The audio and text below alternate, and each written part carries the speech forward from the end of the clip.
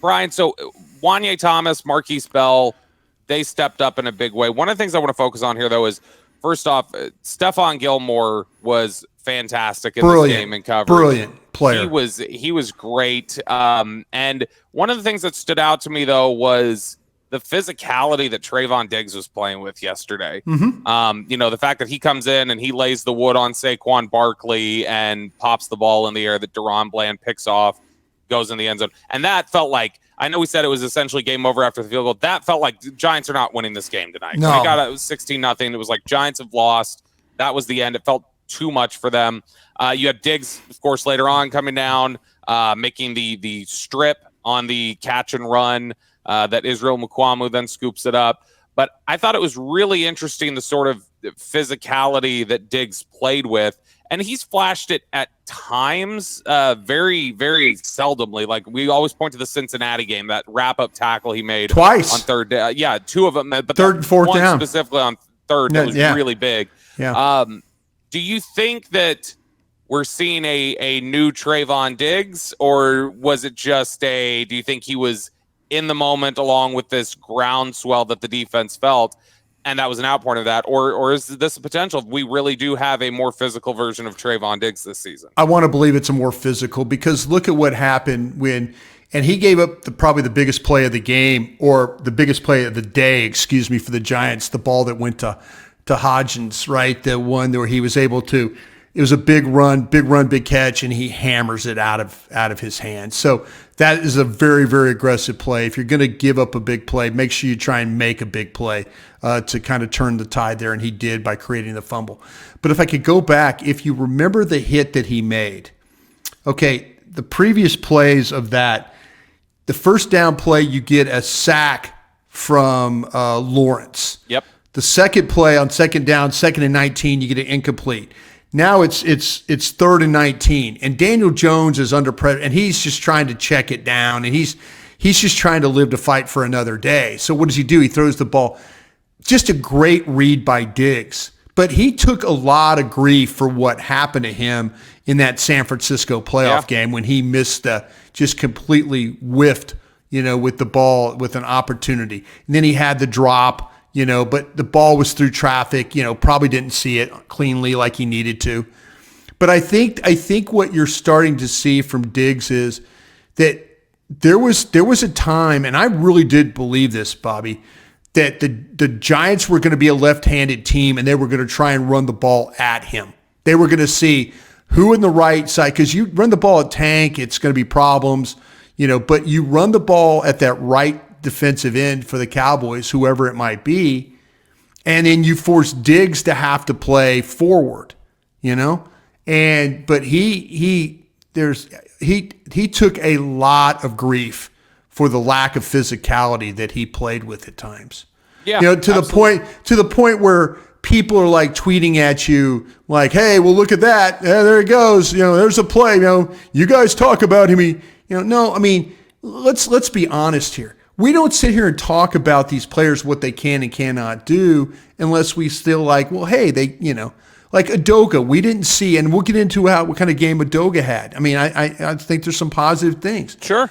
But there are things that we did not with Diggs, where you had seen him not be as aggressive as he needed to be. And yesterday he did a great job. Again, big time play, 2 big time plays. Knocking the ball loose, and then on the Bland interception for a touchdown, pick 6, and then him hammering the ball out of Hodgins' hands after the catch. So maybe this is one of those things where it is a turning point for him with the physicality that he knows that he needs to play with. Yeah, because I thought honestly yesterday all 3 of your starting corners played really, really well. Deron Bland, Trayvon Diggs, Stephon Gilmore. I thought they all were really impressive. I thought Jalen Hyatt was going to be big vertical guy, the one target for the game, and it was a drop. This is weird game for him, man. I felt like watching the game. I haven't gone back and watched the tape yet on it, but watching it live the first time and being up in the press box and having kind of the full view of it. One of the things that stood out to me, and I'm curious if you saw the same one on tape, did it look like to you Daniel Jones was just flat out missing his pre-snap diagnosis of what the defense was doing. It looked like right after the snap, there were several times where he kind of started pinballing around like this. They're not where I thought they were. It looked like the Cowboys were doing a really good job of disguising their intentions, because Daniel Jones looked like post-snap he was very confused on several different occasions. Yeah, I think the weather really bothered him, but the Dallas front seven really bothered him a lot. And what actually the 11 on the field, because the secondary did a great job in coverage. I think there was various looks that Dan Quinn gave him, and he knew that his offensive line was compromised bad. It didn't matter. You know, we talked about the potential, the problems at guard, the problems at center with the rookie there, the problems at the right tackle spot. All five guys, it did not matter. Daniel Jones, with the one thing, with all that pressure and the sacks that the Cowboys were able to create, Daniel Jones' eye level went from being downfield to looking at the rush. And once he started looking at the rush, he was done. Ball wasn't going to get out. Ball wasn't going to go down the field. You know, he wasn't going to make a. I mean, you forced him into the interception that Gilmore had. I mean, she's just throwing the ball out of bounds. But here he is running to the sidelines. He tries to fit the ball back inside. Well, no chance. No chance there. You know, Gilmore with a great interception, able to get both hands underneath the ball, cradle it to get the interception. You know, set the Cowboys up in a great spot. There wasn't a person in the press box. They rattled no, him yesterday. No one realized Gilmore had picked it off in the press box until it was called. Like I watching it live, I hadn't even been sure, just because the angle it was at and Micah pushing him out. I hadn't been sure he had gotten the ball out. Yeah. And then all of a sudden you saw it. I thought there was a fight at the bottom of the pile, but no, it was just they were trying to scrap for the ball, and it was like, oh gosh, like Gilmore actually picked that off. So defense. Incredible night. You can't say enough good things about them. I'm going to say this about the offensive grade. Incomplete. Like, I have no idea. I don't think we got a chance to see the offense really at all. I mean, there were certain aspects of it you can certainly see. But in terms of what they want to do with this new passing attack and some of the concepts, it's just, it was basically 16-0 before they got a chance to do anything. And it was a wet field, and your offensive line was a little bit compromised. So I don't think we were going to get a great representation of what they want to do in the passing attack from this game. But in general, I think we can look at some individual performances. You already mentioned one guy, Chuma Edoga, and I thought Edoga was okay. You know, there was specifically the big 25-yard run that Pollard had. Edoga pulled on that and did a nice job kind of sealing, and then you had good blocks from Schoonmaker, and I think it was Hendershot. Yeah, it was. Hendershot, by the way, he still has issues with drops. He had the drop in the end zone. That's something we've talked a lot about here on this show, is his issue with the drops. I got to say, he's impressed me on two different occasions yesterday. I think he impressed me with his blocking. So he's improved, I think, over the offseason. But in general, your thoughts on how Edoga played in place of Tyler Smith? Well, let me circle back what I learned about the offense, Bobby, because is the weather definitely a factor. The way that the defense dominated for the Cowboys and special teams, big factor. Didn't have to do as much. I will say this. The most impressive thing that I saw from this offense was the drive to start the second half. 10 plays, 75 yards. The way that the mix, you know, they started off with the pass to Michael Gallup. They get some runs. You know, they kind of mix and match away. They went with the, you know, they finish off the drive with a touchdown. They needed that. The offense needed something like that. And I know on 105.3 The Fan on the halftime show, you know, with Zach Wolchek and myself, I challenged the offense. I said, listen, you got to lead, but you get the ball to start the second half. You need to find a way to go get 7 points out of this. Because they really hadn't done very much all night. You know, but there were some creative things. The 49-yard pass out of the trips formation with the 2 picks and the wheel behind it. You know, that's all we're asking. Create separation for Dak Prescott. The 4th down pass to Cooks with the off coverage and him to run the inside route, and they get protection, and Dak throws the ball right where it needs to be thrown. The unbalanced line on the goal line, and they hand the ball or toss the ball to Pollard, and he's able to kind of get in off that. There was some creativity, but that second half drive that started the second half, that first drive of the second half, that's what I needed to see, because that's what this team is capable of.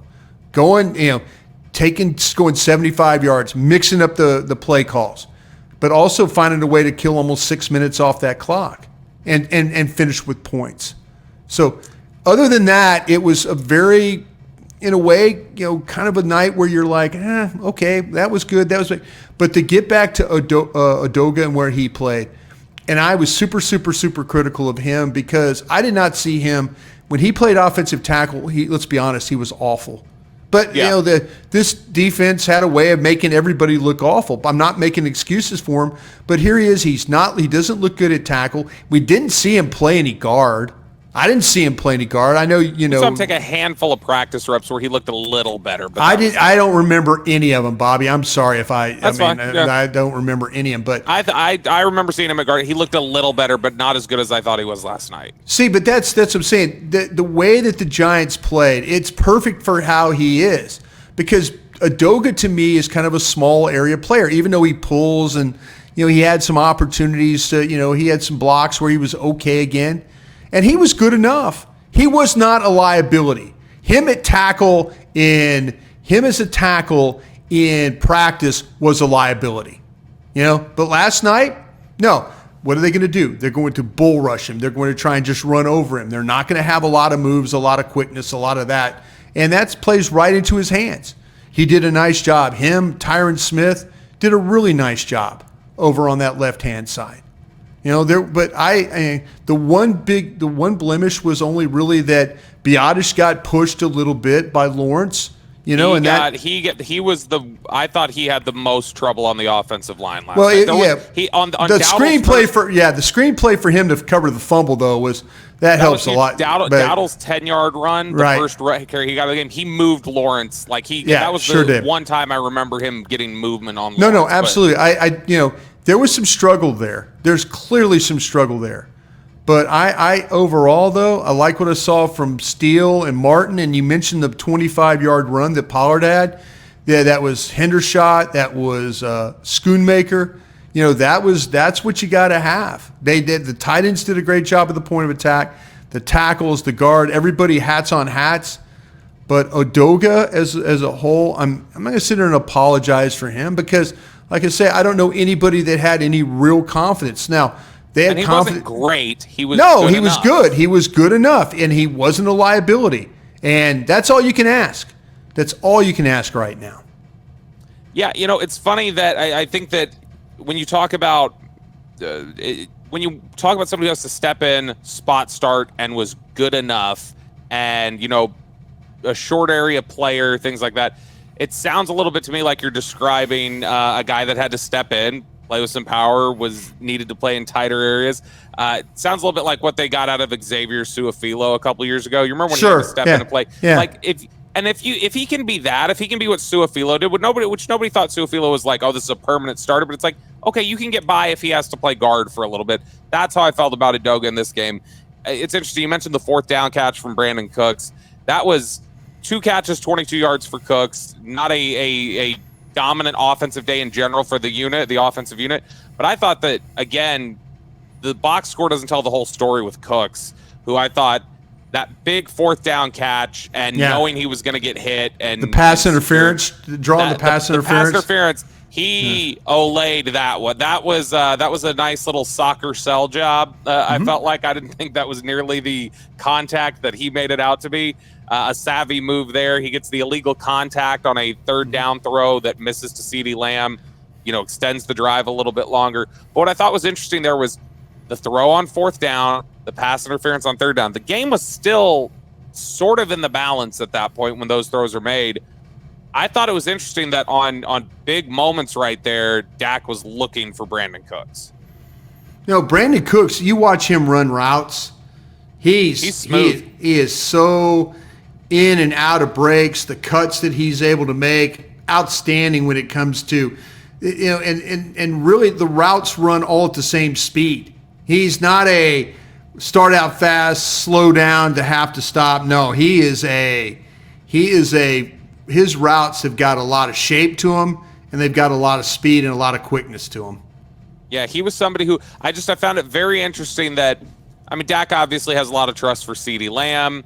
Michael Gallup really again, you want to talk about what I think may have been a concerted effort. Did you think, Bryan, there was a concerted effort on that opening drive in the second half of let's get Gallup into a rhythm? Let's look for Michael first. Yeah, and he's worked so hard, and you don't want him to become the forgotten guy, but they're going to need Michael Gallup. Again, what does Michael Gallup do? He makes a catch, and you're thinking he's got no chance to keep his body in, but what does he do? He goes and catches the ball and tries to get, but the catch, the 10-yard catch to start or the 11-yard catch to start the second half was a big play for him. It was nice to see him get the catch, and you got to find a way. I think that was very intentional, though. I think that was let's try and get Michael into a rhythm. Yeah. And they looked for him there. But I do think it's interesting that early in the game, but when big throws when those were still meaningful throws on 3rd and 4th down, Dak looked for Brandon Cooks. That's the direction. And he should. Brandon Cooks is going to make plays. Yeah, he's going to win on the routes. He's going to win routes on the outside. Talked about Brandon Cooks as the speed threat and the vertical threat, but I mean, we do need to continue to talk about it. He's a really good route runner. He's somebody who can still make these tough catches over the middle. He's not a giant receiver, but you saw he'll make the catch and he'll stand in there and he'll take the hit and he'll finish it. Right. I mean, he's a good receiver, has been a good receiver for a decade now because of those aspects. Now, obviously, not a lot we can take from Dak Prescott's performance. I don't feel like, again, it's kind of an incomplete grade.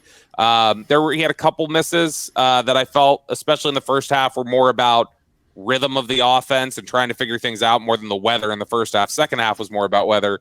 But also he had at least 4 drops. Bryan, was it 5? Because I know Turpin had 1. You got 2 from Ferguson and 1 from Hendershot. Was there another one in there that I'm forgetting? There were at least 4 drops. Yeah, I was trying to think of all the drops. The one Ferguson had 1, Hendershot had 1. Ferguson had 2. Yeah, he had 1 in the red zone, and then Turpin had 1 in the red zone. Yeah. And so you had some drops issues there. Before we go to the mailbag, I'm just curious, Bryan, that the other aspect here, because I think everything else we've got a pretty good handle on. How did Tyron Smith look to you playing tackle? And specifically, I want to say this, is that can we make a fair evaluation of anything done in pass protection when so far we're recording this Monday night. We still got to see the Bills and the Jets play. But so far through all but one game, Dak Prescott was number 1 in the league in time to throw. He was getting the ball out faster than anybody else. He was getting it out in, I believe it was 2.37 seconds or something like that. So it was quick throws. You weren't having to block for very long. But with that context behind it, how do you think Tyron Smith looked at left tackle? I think Tyron Smith was fine. I think he was fine. I mean, again, to me, where Tyron Smith, he's not as I think injuries have robbed him of some of his athletic ability, but you saw some of the pulls on him getting outside. That's when he's outside running, it's defensive backs back up. And he's going to create a lot of strong. Still very strong, but he probably doesn't have the lateral agility that he once had or the lateral quickness that he once had. But man, he's still one of those guys that if he gets his hands on you, he could finish you. And you look at last night with Thibodeau and those guys, there was nothing. There was nothing coming from that side over there.